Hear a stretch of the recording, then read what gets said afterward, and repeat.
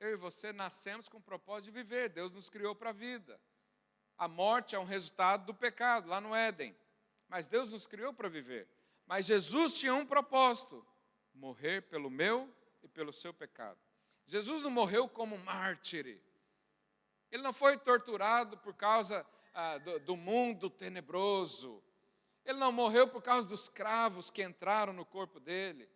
Não foi por causa das chibatadas, ou a inflamação, ou coisas assim.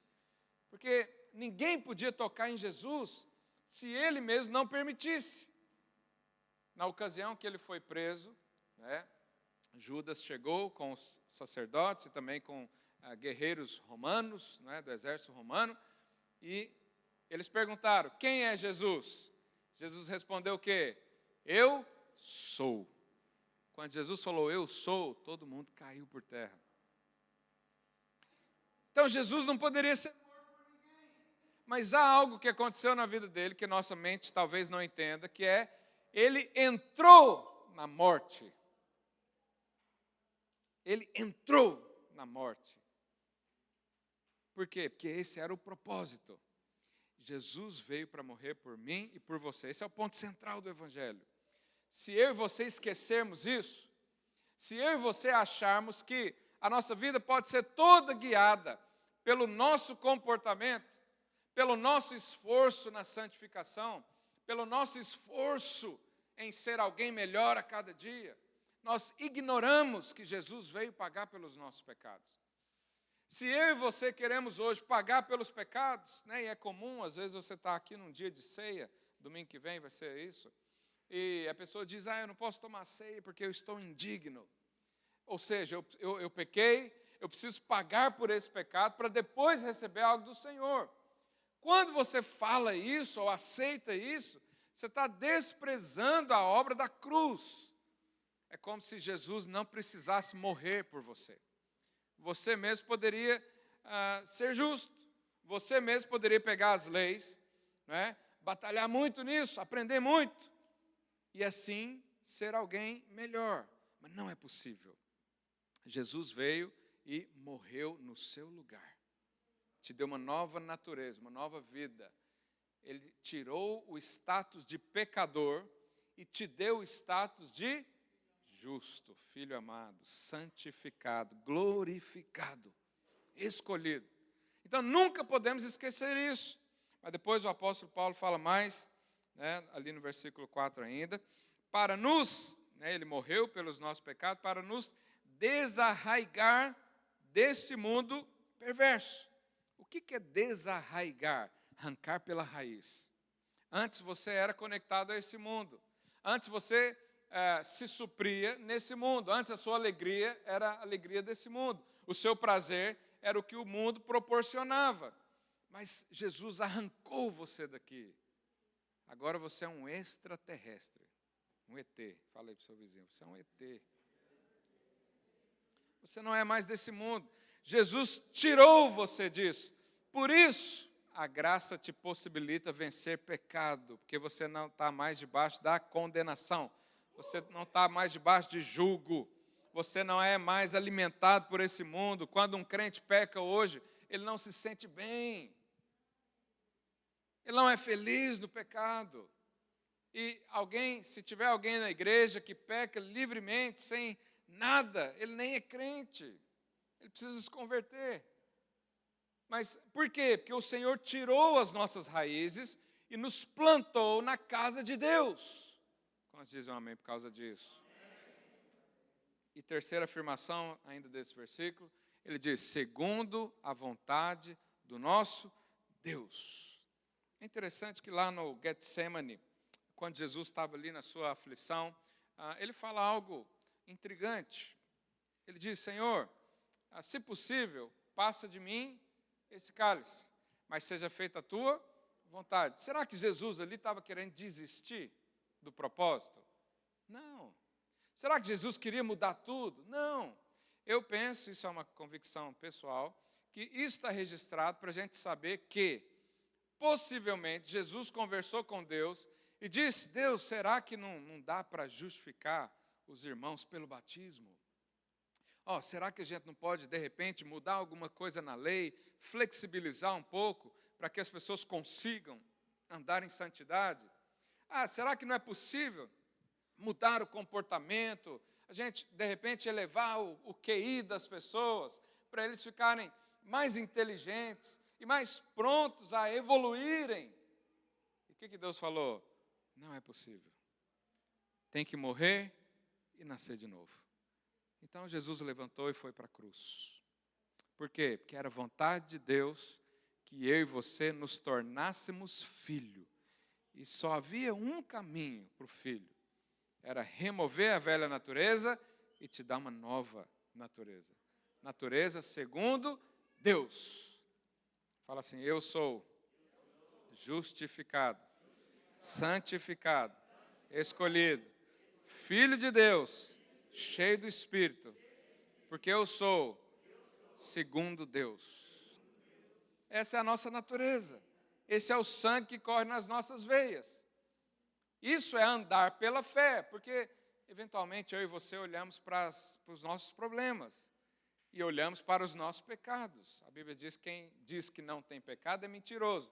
Mas não é porque você não tem pecado, ou você tem pecado, que você é pecador. Você não é mais pecador, porque o Senhor Jesus te tirou desse mundo. Nós nascemos com o pecado. O salmista diz que nós fomos concebidos no pecado. Mas Jesus agora nos concebeu na justiça, na santidade. E isso é o que nós somos. Você sabe que a raiz, não é possível, imagina que você tem uma árvore na sua casa de tangerina, mas você queria uma árvore de morango. Será que é possível você arrancar as tangerinas e colocar uns morangos pendurados para mudar a árvore? Não. É a mesma coisa de alguém quando quer mudar a si mesmo e começa a mudar o seu comportamento. Ninguém muda de vida por causa do comportamento. Tem que mudar a crença, que é a raiz.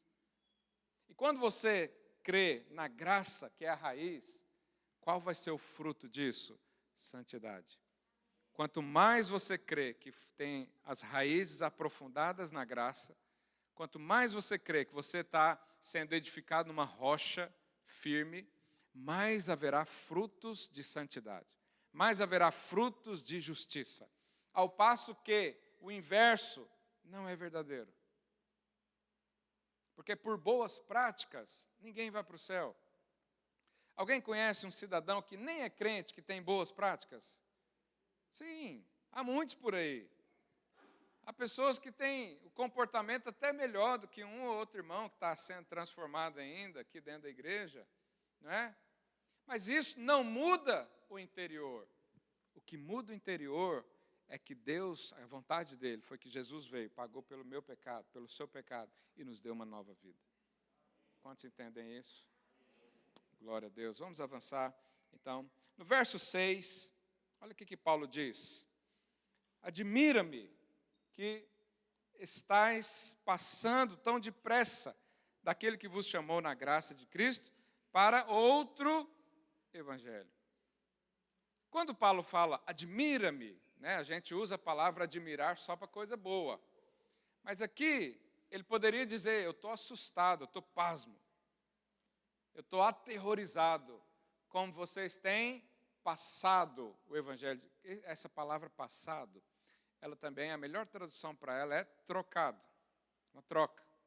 Então Paulo diz, eu estou perplexo como vocês trocaram Cristo pela lei de Moisés. Eu estou assustado tanto que vocês começaram bem, pela fé, mas agora estão tentando tudo justificar a si mesmo. Então, essa palavra de troca, para você entender a importância ou a relevância disso, é como se fosse um desertor. Sabe um desertor de guerra? Ele foi convocado para a guerra, ele está lá com a arma na mão, mas quando chega no fronte de batalha, ele corre. Normalmente, antigamente, esse desertor era morto. Ou, vamos colocar nas palavras atuais, um time de futebol. Tem algum corintiano aqui? Pode erguer, nós não vamos fazer nada com você. Se eu te desse 100 euros, você deixava de ser corintiano para ser São Paulino? Não, 200 euros. Quanto você... Hã? Não cobra, não? Nada paga essa mudança? Vai ser Corinthians até morrer. Essa é a palavra que, quando você passou o Cristo, ou seja, você trocou. Você vê, nem um time de futebol a gente troca. Esposa, marido também não troca, mas não vou falar de casamento hoje. Igreja também não troca, mas também não vou falar disso, senão o povo vai jogar pedra em mim. Quando ele diz isso, é tão importante você entender isso. Você está trocando Jesus, que é o cordeiro que morreu no seu lugar, por um outro animal. Os judeus faziam isso na época. Não, vamos voltar a sacrificar animais. Não, vamos fazer os rituais de novo, porque esse sacrifício de Jesus aí, não sei, é duvidoso. Era esse o contexto, ensinado pelos falsos mestres. Eles diziam, não basta Jesus, você tem que completar a obra. Jesus foi ineficiente, agora você tem que adicionar. Agora você tem que aperfeiçoar na carne, pela sua mente, no seu esforço, com as suas mãos. E Paulo diz o quê? Eu estou aterrorizado. E ele até usa uma palavra pesada, ele diz, Gálatas insensatos. Insensato é uma palavra forte. É que a Bíblia é muito educada. Insensatos, quem vos fascinou? Quem vos enganou? Tirando Cristo do centro da sua vida. E é interessante que, quando nós começamos a falar da palavra da graça, muita gente se levanta contra e diz, essa palavra da graça, de amor de Deus, isso é para novo convertido, isso é um leite. Eu quero uma comida mais sólida. Quantos já ouviram isso? Mas você sabe que é justamente o contrário. Porque pregar a lei é muito fácil. Eu pego aqui o que pode, o que não pode fazer. Até criança sabe isso. Até meus filhos de 5, 3, 2 anos sabem o que é lei. Mas a graça é um alimento tão sólido que a maioria das pessoas tem dificuldade de digerir. Precisa falar várias vezes para entrar no seu coração. A graça é tão sólida que a cada dia que você a ouve, ela aprofunda mais na sua vida. A cada dia que você ouve, você é transformado. A cada dia, você tem mais paz, mais alegria. Isso sim, é um alimento sólido. E Paulo diz, vocês estão trocando isso por coisas humanas. Então, depois, ao longo dos domingos, você vai ver como ele combate isso na prática. Mas ele diz, não existe outro evangelho. Não existe. Lá em Atos 15, 1, olha o que a Bíblia diz. Isso aqui é o mesmo período. Ele diz, alguns indivíduos que desceram da Judéia, que eram os mais tradicionais, os judeus mais tradicionais, ensinavam aos irmãos, se não vos circuncidardes, segundo o costume de Moisés, não podeis ser salvos. Verso 2, tendo havido da parte de Paulo e Barnabé contenda. Olha aí, a Bíblia diz que haviam discussões. Paulo era um defensor da graça. Sabe, eu e você também somos. Eu e você devemos defender a mensagem do Evangelho. Qual que é a mensagem do Evangelho? Jesus morreu por mim e por você. E não precisa de mais nada. Nós devemos confrontar os ensinos legalistas. Não podemos aceitar isso, nem no nosso meio, nem alguém que você ama. Você tem lá algum amigo, alguém que está preso na lei, prega a graça para ele. Prega, fala. Quanto mais você ensinar, mais você vai aprender. Mas o que no verso 7 de Gálatas 1, ele está falando que não há outro evangelho, né? E ele diz, o qual não é outro, senão que há alguns que vos perturbam e querem perverter o evangelho de Cristo. O O que é perverter o evangelho de Cristo? Diminuir a obra da cruz. É aquele adicional. Jesus mais tal coisa é bom. Não, Jesus é bom, único e suficiente. Mas o que mais que esses mestres ensinavam? Eles falavam que Jesus tinha vindo só para as pessoas boas, ou que Deus amava quem era um pouquinho melhor do que o outro. E eles diziam, Deus, Ele ama quem obedece à lei. Ele ama quem pratica a justiça na sua própria força. Ele ama quem segue Jesus como exemplo. Mas você sabe, Jesus não veio como mestre. Ele veio como cordeiro. É lógico que ele era mestre também. É lógico que ele ensinava a palavra. Mas ele não veio trazer uma mensagem. Ele diz, eu sou a verdade. Ele não veio para mostrar um caminho somente, para ser alguém, um exemplo de vida. Jesus é um bom homem, vamos seguir o que ele faz. Não. Ele é o caminho. Ele não veio trazer simplesmente comida aos pobres. Ele é o pão da vida. Você percebe que Jesus é tudo? Fale para o seu vizinho, Jesus é tudo.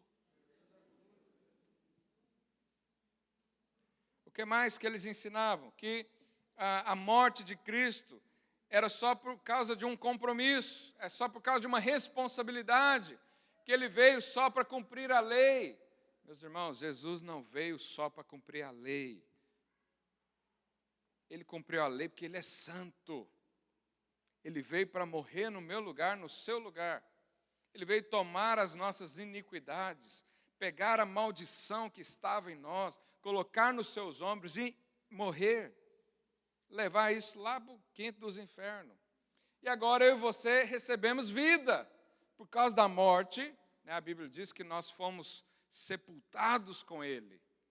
E depois fomos também ressuscitados numa nova vida. Quantos creem nisso? Dizem um amém bem alto aí. Aleluia. E por último, eles diziam, os falsos mestres, que a morte de Jesus não era suficiente. Tinha que ter obediência, tinha que ter esforço humano, tinha que ter um ato do homem.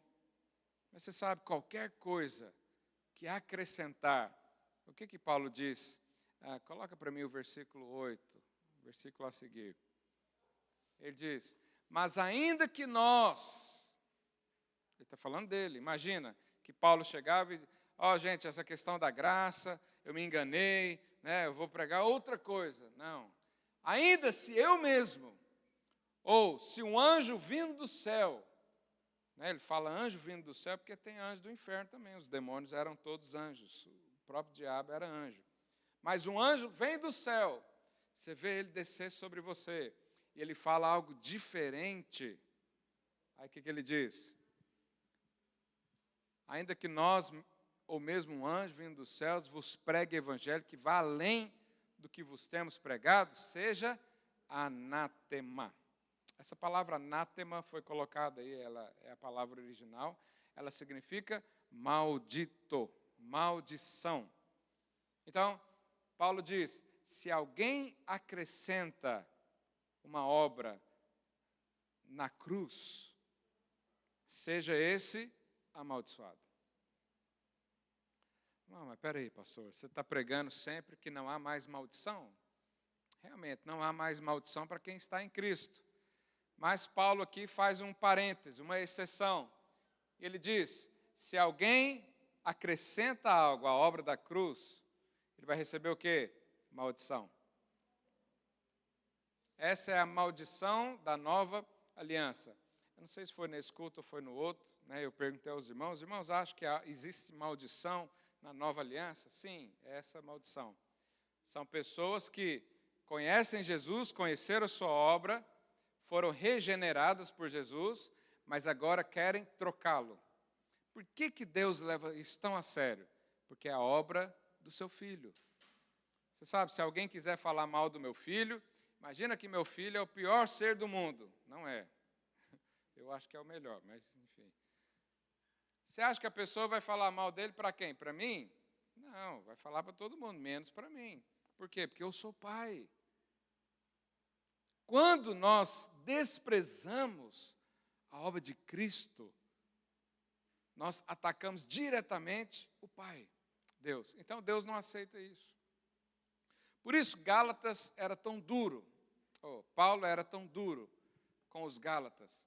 Você sabe que a abordagem, eu vou encerrar com isso já, meu tempo já acabou. O pessoal do louvor, se quiser, pode subir já. A abordagem do livro dos Gálatas é muito diferente do livro dos Coríntios. A igreja dos Coríntios, sabe o que acontecia lá? Um irmão levava o outro no tribunal. Então, era mais ou menos assim, né? O pastor não deixou a irmã cantar no louvor. Aí o que a irmã vai? Lá no juiz reclamar seus direitos. A igreja dos Coríntios era assim. Além disso, eles tomavam ceia, tomavam a Santa Ceia, até ficarem bêbados. Já pensou a mãe ter que ir buscar o garoto lá na igreja? Por quê? Porque ele ficou bêbado por causa da ceia. Essa é a igreja dos Coríntios. O que mais que eles faziam? Entre eles lá, havia um rapaz que dormia com a madrasta. E todo mundo achava normal. Ele está fazendo isso, normal. Uma outra coisa assustadora que eles faziam: comia galinha preta da macumba. Você tem coragem? Tem lá uma encruzilhada, tem umas velas lá, uma galinha morta, cheia de sangue. O que eles faziam? Davam uma limpada, sopravam, passavam a farinha, orava, agradecia a Deus pelo alimento e comia. Essa era a igreja dos Coríntios. Agora, qual que é a abordagem que o apóstolo Paulo faz aos Coríntios? Ele fala: graças dou a Deus por vocês, porque vocês têm sido aperfeiçoados na palavra. Eu fico pensando, mas como assim aperfeiçoados? Por causa da fé. Mas a igreja dos Gálatas era diferente. Lá nos Gálatas, Paulo aqui não fala de um pecado. Ele não diz da imoralidade. Ele não diz do escândalo da igreja. Ele diz o quê? Vocês são insensatos. Para o cara lá que está no pecado, ele diz: onde abundou o pecado, superabundou a graça. Mas no outro que estava na lei, ele diz: você é estúpido. Olha que interessante. Por quê? Porque lá em Coríntios, eles tinham muita fé. Eles estavam nessa bagunça toda, mas estavam crendo na palavra. E você sabe, quando a pessoa crê e ela tem uma crença correta, o comportamento é só uma questão de ajuste, de tempo. Com o tempo, esses irmãos crescem. Mas quem está na lei, com o tempo, ele afunda mais ainda na lei.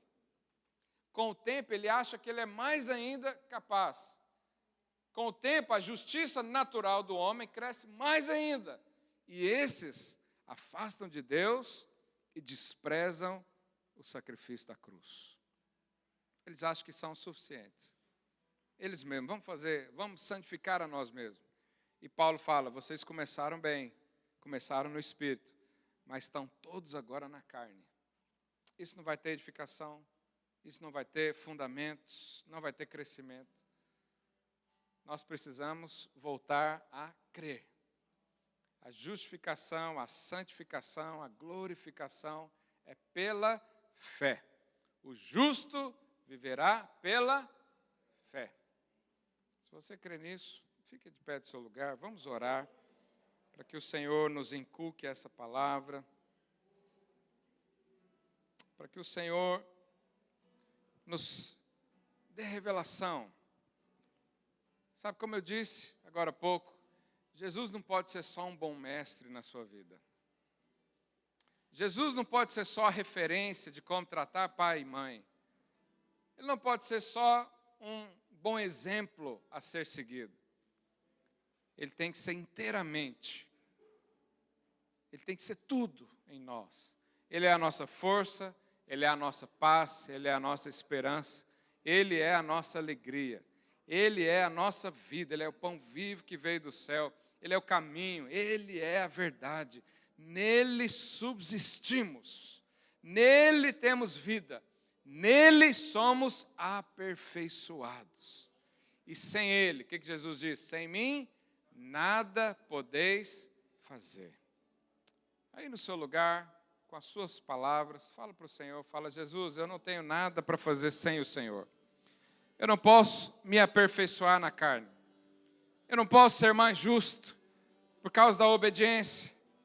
Mas eu creio que o Senhor assim me fez. Eu creio que o Senhor é único e suficiente, Senhor e Salvador da minha vida. Em Ti eu confio. Em Ti eu coloco as esperanças. Em Ti eu sinto paz. Em nome de Jesus, Senhor, nos livra da doença dos Gálatas. Nos livra, Deus, de começar no Espírito e tentar aperfeiçoarmos na carne. Nós queremos tão somente a justiça que vem de Deus. Rejeitamos toda justiça natural. Rejeitamos todo pensamento de justiça humana. Rejeitamos todo sacrifício humano, porque o Senhor é o Cordeiro vivo que veio dos céus e morreu na cruz pelos nossos pecados. Em nome de Jesus, amém. Amém. Nós estamos encerrados. Deus abençoe você. Aos jovens, nós temos a inscrição ali ao final. Você pode ir lá fazer o pagamento. Temos um encontro marcado no sábado. Se não, domingo que vem, continuamos a estudar o livro de Gálatas. Estude a palavra, leia e vamos discutir mais isso em nome de Jesus.